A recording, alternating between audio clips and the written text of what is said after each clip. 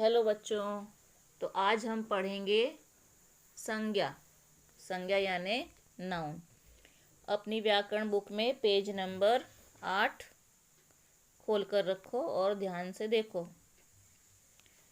अब कक्षा 5वीं में संज्ञा हमने पढ़ा है और तुमने इंग्लिश में भी पढ़ा होगा नाउन। लेकिन अब कक्षा 6ठी में हम संज्ञा के प्रकार पढ़ेंगे। वैसे तो संज्ञा के 5 प्रकार होते हैं, लेकिन अब कक्षा 6ठी में सिर्फ 2 ही प्रकार पढ़ने हैं, जातिवाचक और व्यक्तिवाचक। अब सबसे पहले यहाँ ध्यान दो, विषय स्पष्टता। अब सबसे पहले यहाँ ध्यान दो, विषय पद। जिन शब्दों को वाक्य में प्रयोग किया जा सकता है, यानी सेंटेंस में यूज़ किया जा सकता है, उन्हें हम पद कहते हैं। इनके 5 प्रकार होते हैं। पहला संज्ञा यानी नाउन, दूसरा सर्वनाम यानी प्रोनाउन, तीसरा विशेषण यानी एडजेक्टिव, चौथा क्रिया, क्रिया यानी वर्ब, पांचवा अव्यय, अव्यय यानी प्रीपोजिशन। अब हम देखेंगे इसका उदाहरण।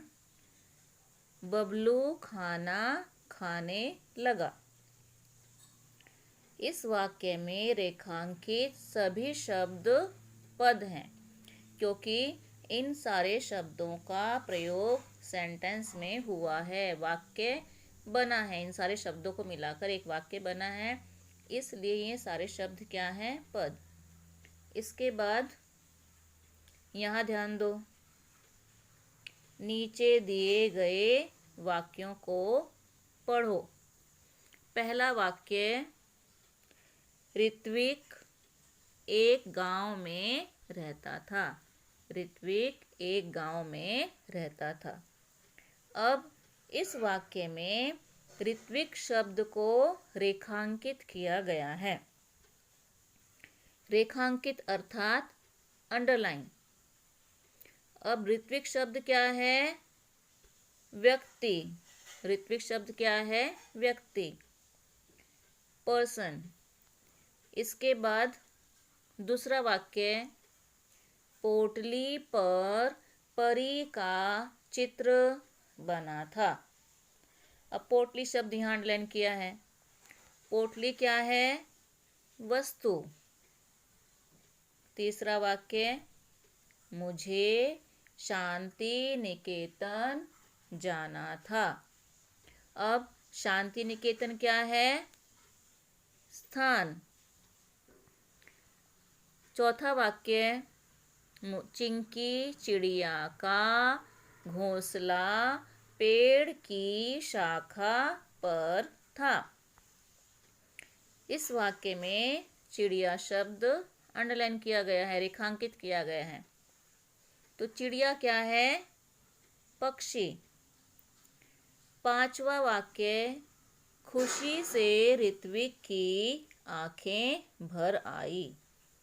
इस वाक्य में कौन सा शब्द रेखांकित किया गया है? खुशी। तो खुशी क्या है? भाव। खुशी क्या है? भाव।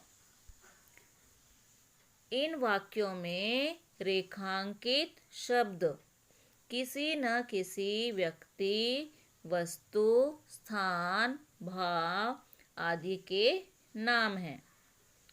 तो ये सारे शब्द क्या हैं? संज्ञाएं।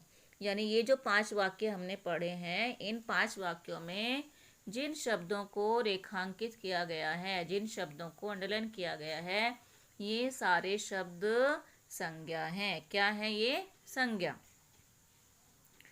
अब यहाँ पर ध्यान दो, ये है संज्ञा की डेफिनेशन।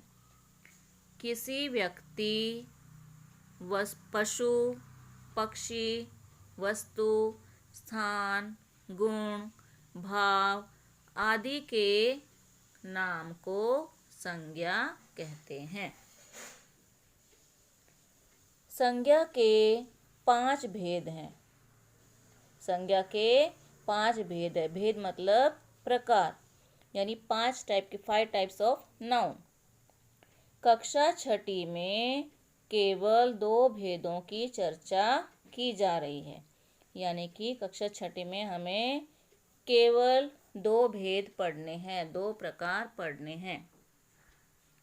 पहला, जातिवाचक संज्ञा। जातिवाचक संज्ञा यानी कॉमन नाउन। फिर दूसरा, व्यक्तिवाचक संज्ञा। व्यक्तिवाचक संज्ञा यानी प्रॉपर नाउन। अब नीचे दिए गए वाक्यों को पढ़ो। पहला वाक्य, मनु बड़ा होशियार लड़का है। मनु बड़ा होशियार लड़का है। अब यहाँ पर इस वाक्य में लड़का शब्द अंडरलाइन किया गया है। दूसरा वाक्य, बसंती हवा आम के पेड़ पर चढ़ी। तो पेड़ शब्द अंडरलाइन किया है। तीसरा, हमारे घर के सामने गोदावरी नदी बहती है। तो इस वाक्य में नदी। चौथा, बाल भारती स्कूल में सब बबलू से परेशान थे। तो चौथे वाक्य में कौन सा शब्द अंडरलाइन किया गया है? स्कूल। इन वाक्यों में लड़का, पेड़, नदी, स्कूल आदि रेखांकित शब्द संज्ञाएं हैं। ये संज्ञाएं व्यक्ति, वस्तु, स्थान आदि के पूरे वर्ग को सूचित करती हैं। अब पहला जो वाक्य है उसमें लड़का जो शब्द है वो किसी भी लड़के के नाम के लिए उपयोग किया जा सकता है, यानी कोई भी लड़का हो सकता है। अब यहाँ किसी लड़के का नाम नहीं दिया है, कौन सा लड़का है वो हमें नहीं पता। दूसरे वाक्य में पेड़ शब्द किसी भी पेड़ के लिए उपयोग किया जाता है। कोई आम का पेड़ हो, जामुन का पेड़ हो, कौन सा ही पेड़ हो, सभी को हम पेड़ कहते हैं। तो सिर्फ पेड़ बोलने से हमें समझ में नहीं आता कि कौन सा पेड़ है। तीसरा, नदी। अब कौन सी नदी, गंगा, यमुना, गोदावरी, कौन सी नदी वो हमें नहीं पता, सिर्फ नदी शब्द कहा गया है। स्कूल, कौन सा स्कूल वो हमें नहीं पता, स्कूल का कोई नाम नहीं दिया गया है। तो यहाँ पर ये जो सारे शब्द रेखांकित किए गए हैं, जो अंडरलाइन किए गए हैं, ये सारे शब्द पूरे वर्ग के बारे में बताते हैं, कॉमन है। तो इसे हम जातिवाचक संज्ञा कहते हैं। अगर किसी लड़के का नाम बोला गया होता तो वो होती व्यक्तिवाचक संज्ञा यानी प्रॉपर नाउन। किसी पेड़ का नाम दिया गया होता तो व्यक्तिवाचक संज्ञा। नदी का नाम दिया गया होता तो व्यक्तिवाचक।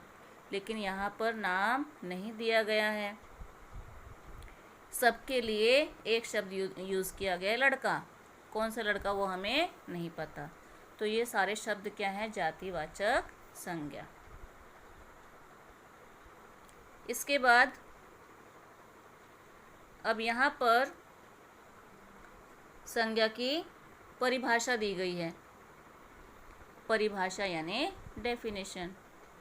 जो संज्ञा शब्द किसी प्राणी, स्थान या वस्तु की पूरी जाति या वर्ग का बोध कराते हैं उन्हें जातिवाचक संज्ञा कहते हैं। अब यहाँ पर कुछ जातिवाचक संज्ञाएं दी गई हैं। मेला, बस, बंदरगाह, उपहार, लड़का, परी, पुस्तक, राहगीर, चित्र, जोकर, बच्चा, बेटी, आदमी, देश, नदी, घर, कमरा, पंखा, कूलर, गौरैया, गुब्बारा, मोमबत्ती, मिठाई, खाना, जग, कुत्ता, लड़की, बाघ आदि। तो ये सारे शब्द जातिवाचक संज्ञा हैं। ठीक है, जातिवाचक संज्ञा तुम्हें अब समझ में आ गई होगी, यानी कि पूरे वर्ग का नाम। कोई भी, जैसे सब्जी, अगर हम सब्जी कहेंगे तो वो क्या है, जातिवाचक। किसी सब्जी का नाम लेंगे, पालक, भिंडी, बैंगन, किसी भी सब्जी का नाम लेते हैं तो वो क्या है, व्यक्तिवाचक संज्ञा। फल, अगर हमने फल कहा तो जातिवाचक संज्ञा। अगर हमने आम, केला, मौसम्बी किसी फल का नाम लिया तो वो क्या होगा, व्यक्तिवाचक संज्ञा। ठीक है, तो ये ध्यान में रखना है। इसके बाद हम पढ़ेंगे दूसरा, व्यक्तिवाचक संज्ञा यानी प्रॉपर नाउन। नीचे दिए गए वाक्यों को पढ़ो। पहला, मनु बड़ा होशियार लड़का है। तो यहाँ पर मनु यानी लड़के का नाम बताया गया है कि होशियार कौन है, मनु। तो इसलिए मनु क्या है, व्यक्तिवाचक संज्ञा।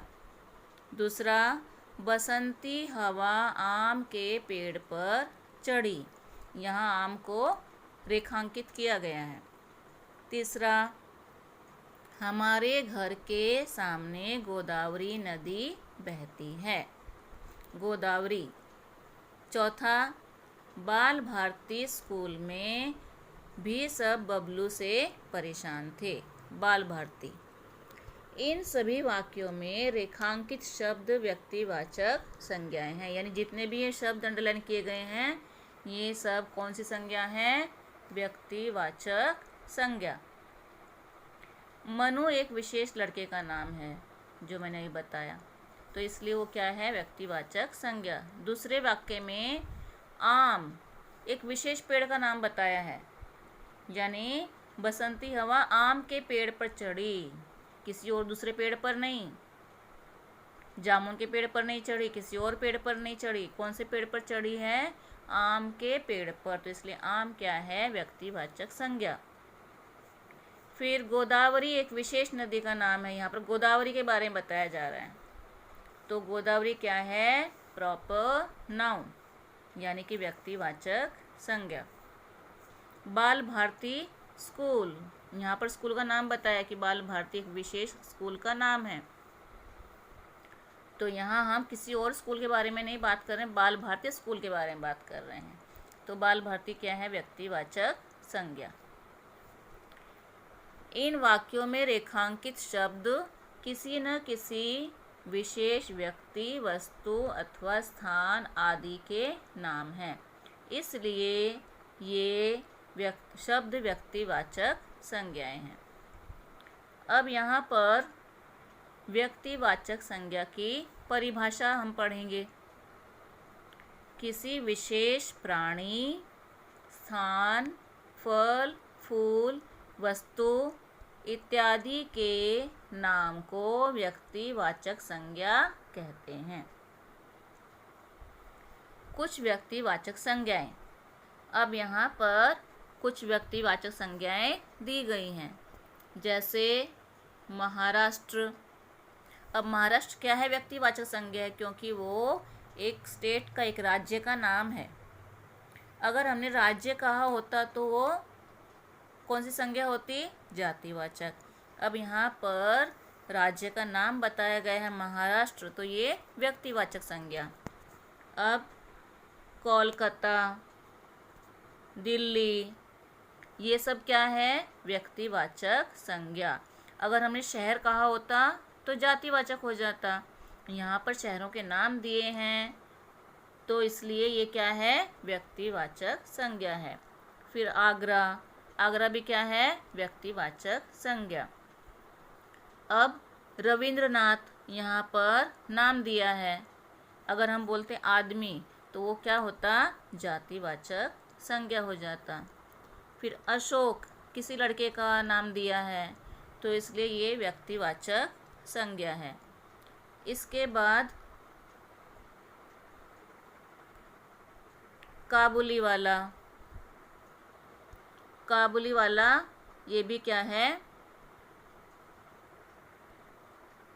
व्यक्तिवाचक संज्ञा। फिर बबलू, बबलू भी नाम दिया है तो इसलिए क्या है, व्यक्तिवाचक संज्ञा। फिर टॉमी, नाम दिया है कुत्ते का यहाँ पर, तो इसलिए टॉमी क्या है, व्यक्तिवाचक संज्ञा। शारदा, जैतून, तो ये सब क्या है, व्यक्तिवाचक संज्ञा। फिर टीटू गिलहरी, सिर्फ गिलहरी ने कहा, उसका नाम भी बताया, टीटू गिलहरी। चिंकी चिड़िया, अब चिंकी चिड़िया क्या है, व्यक्तिवाचक संज्ञा। भारत, भारत देश का नाम है, अगर हमने देश कहा होता तो जातिवाचक हो जाता। अब यहाँ पर देश का नाम बताया है, भारत, रूस, चीन, जापान, तो इसलिए ये सब क्या है, व्यक्तिवाचक संज्ञा। फिर लाल किला, ताजमहल, व्यक्तिवाचक संज्ञा। यमुना, नदी का नाम बताया है तो व्यक्तिवाचक संज्ञा। हिमालय, पर्वत का नाम बताया है, पर्वत कहा होता तो जातिवाचक हो जाता। यहाँ पर नाम दिया गया इसलिए ये व्यक्तिवाचक संज्ञा है। इसके बाद विंध्याचल, ये भी एक पर्वत का नाम है। सतपुड़ा, पर्वत का नाम दिया है तो इसलिए ये व्यक्तिवाचक संज्ञा है। फिर गीता, रामायण, महाभारत, ये सब पुस्तकों के नाम हैं तो इसलिए ये शब्द भी व्यक्तिवाचक संज्ञा है। अब तुम्हें जातिवाचक और व्यक्तिवाचक संज्ञा समझ में आ गया होगा। इसके बाद हम करेंगे स्वाध्याय।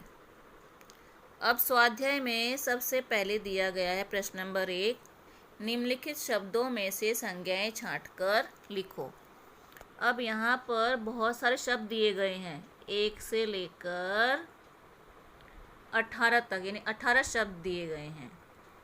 तो हमने क्या करना है, इन सारे शब्दों में से संज्ञा शब्द कौन से हैं वो हमने यहाँ पर नीचे लिखने हैं। यहाँ नीचे प्लेस दी गई है और प्लेस कितनी है, 12, यानी कि ये जो 18 शब्द हैं इनमें से 12 शब्द संज्ञा हैं, सब 18 के 18 शब्द संज्ञाएं नहीं हैं। तो हमने देखना है कि कौन से शब्द संज्ञा हैं, वही हमने लिखना है। जो शब्द संज्ञा नहीं हैं उन्हें हमने नहीं लिखना है। तो पहला शब्द है लड़का, लड़का शब्द संज्ञा है, ठीक है, तो हम लिखेंगे लड़का। फिर दूसरा है ऊपर, ऊपर शब्द संज्ञा है क्या, नहीं है, तो इसलिए उसे हम नहीं लिखेंगे। तीसरा देश, देश संज्ञा है तो इसलिए हम लिखेंगे। चौथा यह, वो भी संज्ञा नहीं है तो हम नहीं लिखेंगे। फिर पांचवा शब्द है रानी, तो रानी भी संज्ञा है इसलिए हम उसे लिखेंगे। छठा पेड़, पेड़ भी संज्ञा है तो वो भी लिखेंगे। फिर पुणे, पुणे भी संज्ञा है, वो भी लिखा जाएगा। नीचे, नीचे संज्ञा नहीं है तो वो नहीं लिखेंगे। फिर 9वां शब्द है कुरान, कुरान भी लिखेंगे, पुस्तक का नाम है। 10वां मेला, मेला शब्द भी संज्ञा है तो इसलिए उसे भी हम लिखेंगे। इसके बाद 11वां शब्द बड़ा, तो ये संज्ञा नहीं है इसलिए इसे हम नहीं लिखेंगे। 12वां शब्द वहाँ, ये हम नहीं लिखेंगे क्योंकि ये संज्ञा नहीं है। 13वां शब्द है बाग, तो बाग शब्द संज्ञा है तो इसलिए हम लिखेंगे उसे। 14वां फूल, फूल भी संज्ञा है, उसे भी लिखा जाएगा। फिर कावेरी भी संज्ञा है, नासिक संज्ञा है, हम संज्ञा नहीं है। नदी संज्ञा है, तो इन सारे शब्दों को तुमने लिखना है। इसके बाद page number 10, next page open करो। अब यहाँ पर प्रश्न नंबर 2 दिया गया है, निम्नलिखित वाक्यों में आई संज्ञाओं को रेखांकित करो, यानी अंडरलाइन करना है। अब इसमें हमने वाक्य पढ़ना है और इन वाक्यों में कौन कौन से शब्द संज्ञा हैं उनको हमने अंडरलाइन करना है। पहला वाक्य, लावारिस वस्तुओं को हाथ न लगाएं। अब इस वाक्य में कौन सा शब्द संज्ञा है? वस्तुओं। तो हम वस्तुओं को अंडरलाइन करेंगे। फिर दूसरा वाक्य, पानी में कचरा न डालें। तो इस वाक्य में पानी भी संज्ञा है और कचरा भी संज्ञा है, तो उसे हम अंडरलाइन करेंगे।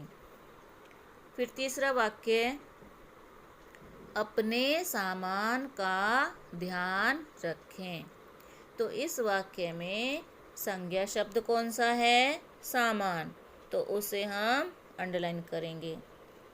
चौथा वाक्य, हवा हरे खेत में पहुंची। तो इस वाक्य में संज्ञा क्या है?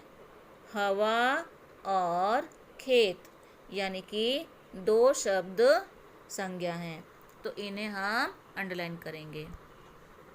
इसके बाद पांचवा वाक्य, पांचवें वाक्य में मैं पुस्तकें खरीदना चाहता हूँ।